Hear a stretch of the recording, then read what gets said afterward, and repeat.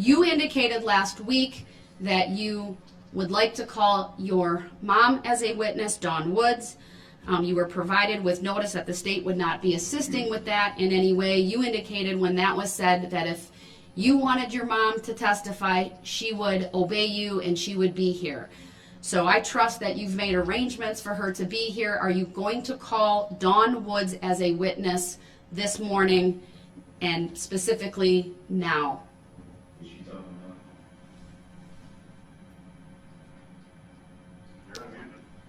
I will ask him a second time. Sir, do you have Dawn Woods available to call as a witness this morning? He's been unmuted though, for a while now. We can obviously hear him. I will ask Mr. Brooks a third time for the record. He's finally putting on the headphones. Is Dawn Woods in the courthouse available to testify right now? Do you intend to call her? That's crazy that a mother would obey a son. And you heard Judge Darrell said it.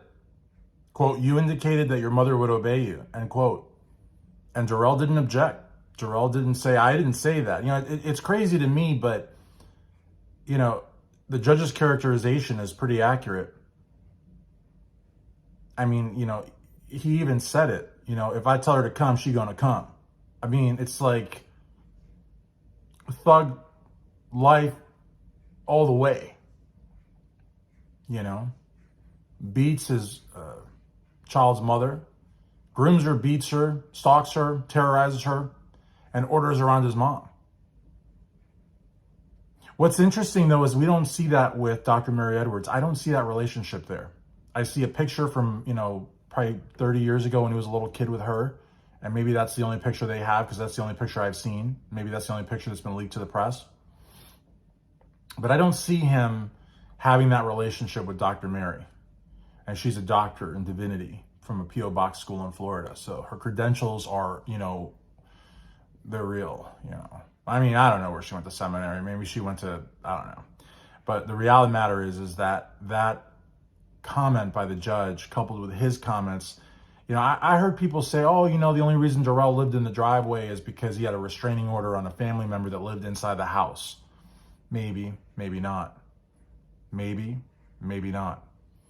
I mean, you know what? I think that even though Dawn was absolutely ridiculous by citing A Caged Bird Sings by Maya Angelou, a poem about the civil rights movement, a poem about, you know, overcoming adversity, which was completely inappropriate.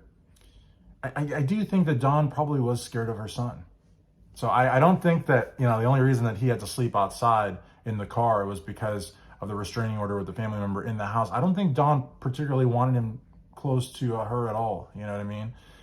And for a long time, I thought that Dawn stayed away and did Zoom because she was scared of what, you know, the victims or protesters could do to her. But I also think maybe she stayed away because she didn't want to be that close to Darrell either. You know, I mean, how many pictures are there of Darrell and his mom? I mean, that would be something, that would be a good find if anybody finds one. You know, if they're out, you know, I'm not saying to acquire them, you know, illegally or unethically. I'm just saying if they're out there, you know, I don't know how the picture of him and his grandma circulated. I don't know. Darrell was not a private person. Darrell was a rap artist. You know, he had songs out. He had music videos out. You know, he was doing Instagram lives, I think, or TikToks or whatever. So he wasn't trying to, you know, be Mr. Private Citizen and you know, profiles on private and not even on social media. So again, I'm not, you know, was he a public person? I think he was striving to be a public person. I think that's pretty obvious. I don't know any, you know, musicians or rappers or whatever you want to call them, you know, R&B artists. I don't know what the correct nomenclature is, but, you know, being private and unknown seems to be counterproductive to wanting to sell a lot of records and t-shirts and concert tickets, you know, but that's just me, you know, what do I know? So again, if there's pictures of him and Dawn, you know, all smiles, you know, having a hot dog at a baseball game or I don't know, at a, you know, Macy's parade or something, I don't know, that would be interesting, but I don't think they had that kind of relationship. I really don't. And I definitely don't think he had any kind of relationship with Dr. Mary Edwards. And we know the kind of relationship he had with Erica Patterson. It wasn't a very nice one. And there's a roommate that also, spoke. And maybe they had a good relationship. Maybe they were lovers. I don't know. Maybe they weren't. I don't know. Keywords here are I don't know. But maybe they had a better relationship. But I don't know. I think that's the take home message. I don't know. And one person will have to comment and say, well, if you don't know, then you're not adding anything to the conversation. Well, maybe I'm not adding anything to it. Maybe I'm just adding my I don't know to it. And maybe you can add a comment to it and you can add one. And we just have a nice conversation here. And none of us know. But that's the nature of speculation. That's what we're doing here. We're trying to analyze that which has not been analyzed. And we're trying to make some sense out of it, even though we probably know that in the end, we won't know heads or tails anyways. But that's the beauty of conversation.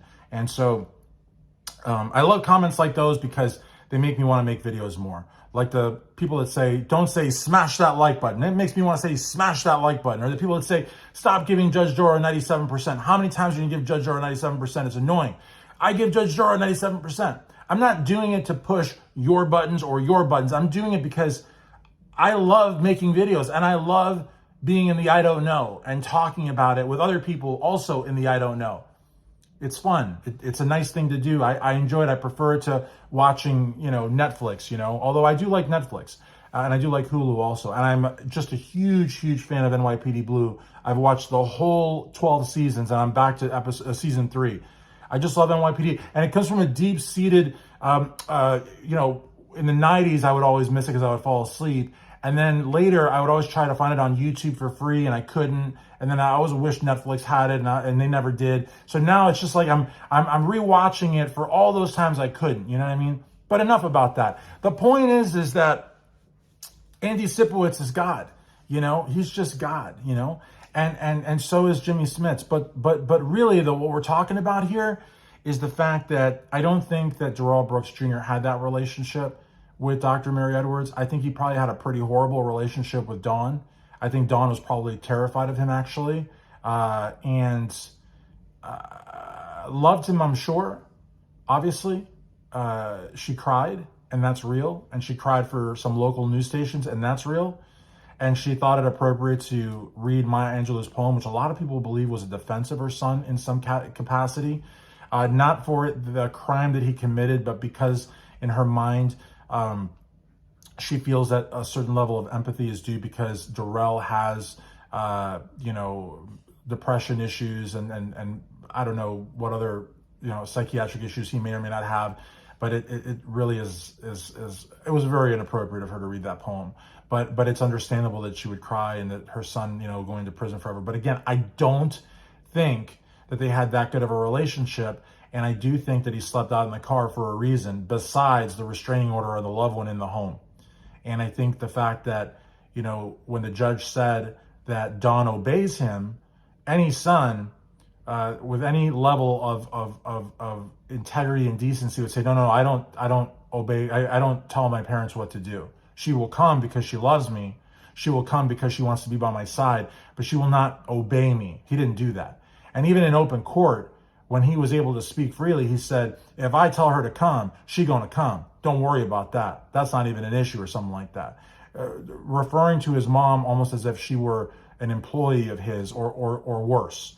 And you guys know what I'm talking about. You know what I mean? Like she's just basically like, there at his beck and call. And probably, I don't know if Dawn saw that or not, but she still came to court anyways. But you'll notice she came on Zoom and she didn't come in person. I truly believe that part of her fear of coming to court wasn't just because of the victims and the survivors, but it was also of her son. I don't think she wanted to be near him.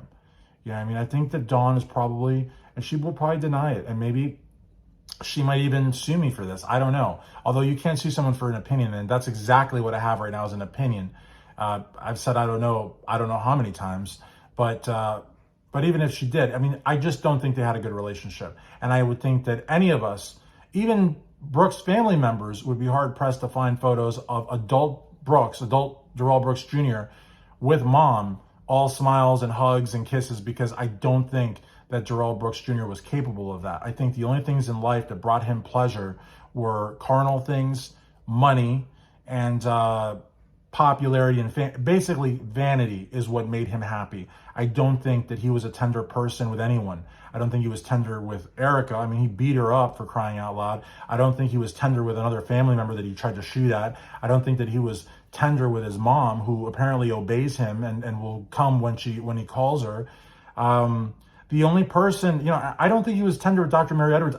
Erica didn't even know about Dr. Mary Edwards, and Erica has a child with Darrell Brooks Jr. So again, Dr. Mary may in fact be his grandma. Sure, okay. They may have a picture back when he was like 6 or 7 years old, but I don't think Dr. Mary Edwards was that active in Darrell's life, especially his adult life into his 20s, 30s. I don't believe so. And the roommate is really honestly like the curveball. They may have had I mean, it seems like they were really good friends, but I don't know. Again, I don't know.